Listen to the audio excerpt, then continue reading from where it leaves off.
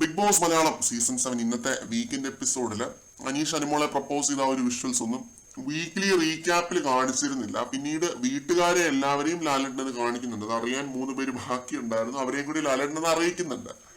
എന്നിട്ട് അനീഷിനെയും അനുമോളെയും ഇനിയിപ്പിച്ച് നിർത്തിയിട്ട് ഇന്നപോലെ ചോദിക്കുന്നു, എന്താണ് പ്രേമം മുട്ടിട്ട് വരുന്നുണ്ടോ, കളിയാക്കുകയാണ് കേട്ടോ. ബേസിക്കലി ഇത് ഫൺ രീതിയിലാണ് ലാലേട്ടൻ ഈ കോൺവെർസേഷൻ ഉടനീളം കൊണ്ടുപോയത്. ലാലേട്ടൻ വളരെ പോസിറ്റീവ് വൈബിലാണ് ചോദിച്ചതും അറിഞ്ഞതും എല്ലാം. എല്ലാവരുടെ അടുത്തുനിന്നും അതെ, അക്ബറൊക്കെ ഇത് വളരെ പോസിറ്റീവ് രീതിയിലാണ് കാണുന്നത്. രണ്ടുപേരും ഒന്നാവട്ടെ എന്നാണ് അക്ബറൊക്കെ ആഗ്രഹിക്കുന്നത്. പിന്നെ ഷാനവാസ്, ആദില, നൂറയ്ക്കൊക്കെ ഇത് നേരത്തെ തന്നെ അറിയാമായിരുന്നു എന്ന് നൂറ പറയുന്നുണ്ട്.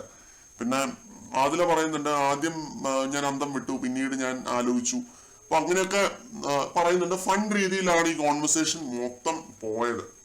പിന്നെ ഇത് അനുമോൾ ആദിലയുടെ അടുത്ത് മേക്കപ്പ് ഏരിയയിൽ ഇരുന്ന് കുറച്ച് കാര്യങ്ങൾ ഡാർക്ക് അടിച്ച രീതിയിൽ പറയുമ്പോൾ ലാലേട്ടൻ ബ്രേക്ക് കഴിഞ്ഞ് വരുന്ന സമയത്ത് പറയുന്നത്, ഇത് നിങ്ങളുടെ പേഴ്സണൽ കാര്യങ്ങളാണ്, അങ്ങനെ ടെൻഷനൊന്നും അടിക്കൊന്നും വേണ്ട, ഇതൊരു ഗെയിം ഷോ ആണെന്ന് പ്രേക്ഷകർക്ക് അറിയാം, കാണുന്നവർക്ക് എല്ലാവർക്കും അറിയാം. നിങ്ങൾ പുറത്ത് ഇറങ്ങിയിട്ട് നിങ്ങളുടെ പേഴ്സണൽ കാര്യങ്ങൾ നിങ്ങൾ തന്നെ തീരുമാനിക്കൂ.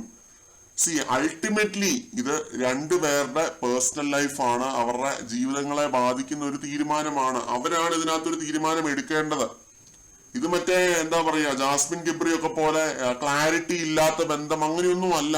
അനീഷ് ചോദിച്ചത് വിവാഹം കഴിച്ചാലോ എന്നാണ്. ആ ഒരു ചോദ്യത്തിന് അനുമോള് വ്യക്തമായിട്ടൊരു ഉത്തരം ലാലേട്ടൻ ഈ ഒരു എപ്പിസോഡിൽ പറയുന്നുണ്ട്. എനിക്ക് താല്പര്യമില്ല, കൈകൊണ്ട് കാണിക്കുന്നുണ്ട്, താലി ഇടുന്ന ആ രീതിയിലല്ല ഞാൻ അനീഷേട്ടനെ കണ്ടിരിക്കുന്നത്. നമ്മൾ അനുമോളെ അത്രയും വിമർശിച്ചത് ഈ ഒരു ഉത്തരം സ്ട്രെയിറ്റ് ഫോർവേഡ് ആയിട്ട് അദ്ദേഹത്തിന്റെ മുഖത്ത് നോക്കി പറയാത്തത് കൊണ്ടാണ്. അത് പിന്നീട് ആദിലയുടെയും നൂറയുടെയും ഷാനവാസിന്റെയും ഒക്കെ അടുത്ത് പോയിരുന്നു പറയുന്നുണ്ട്, അനീഷയുടെ ചേട്ടനെ പോലെയാണ്, ലാലേട്ടനോടും പറയുന്നുണ്ട്. അപ്പോ അതറിയാനുള്ള ഒരു ബാധ്യസ്ഥത അനീഷിനും ഉണ്ടായിരുന്നു. അത് അനീഷിന്റെ അടുത്ത് പറഞ്ഞില്ല. അതുകൊണ്ട് മാത്രമാണ് ഞാൻ അത്രയും വിമർശിച്ചത്. ഒരു ക്ലിയർ റിജക്ഷൻ ആണ്, ആ രീതിയിൽ അനുമോൾ പറയുന്നുണ്ട്. അപ്പൊ അനീഷിനും കാര്യങ്ങൾ ഏകദേശം മനസ്സിലായി. ഇനി മേലാൽ അനുമോളുടെ മറ്റേ ഗെയിമുമായിട്ട് അനീഷിന്റെ അടുത്തേക്ക് പോകില്ല, മനസ്സിലായില്ലേ? ഇനി മേലാൽ അനുമോൾ ആ ഒരു ഗെയിമുമായിട്ട് അനീഷിന്റെ അടുത്തേക്ക് പോവില്ല. അതിനൊരു ഫുൾ സ്റ്റോപ്പ് ഇടുകയാണ് അനീഷ് ഇതിലൂടെ ചെയ്തത്. ഈ ഒരു ഒറ്റ ചോദ്യത്തിലൂടെ അനീഷ് അതാണ് ചെയ്തത്. പിന്നെ അതേപോലെ തന്നെ അൾട്ടിമേറ്റ്ലി ഇത് രണ്ടുപേരുടെയും പേഴ്സണൽ ലൈഫ് ആണ്. രണ്ടുപേർക്കും പുറത്തിറങ്ങിയിട്ട് ജീവിതമുണ്ട്. അതൊക്കെ തിരിച്ചറിഞ്ഞിട്ട് നിങ്ങൾ വിമർശിക്കാനായിട്ട് ശ്രമിക്കുക. അതൊക്കെ മനസ്സിലാക്കി വെച്ച് നിങ്ങൾ ഓരോ കോമന്റും ഇടുക. ആരെയും ഡീഗ്രേഡ് ചെയ്യാതിരിക്കുക, പരിധി വിട്ട് ആരെയും ആക്രമിക്കാതിരിക്കുക എന്നാണ് എനിക്ക് പറയാനുള്ളൂ.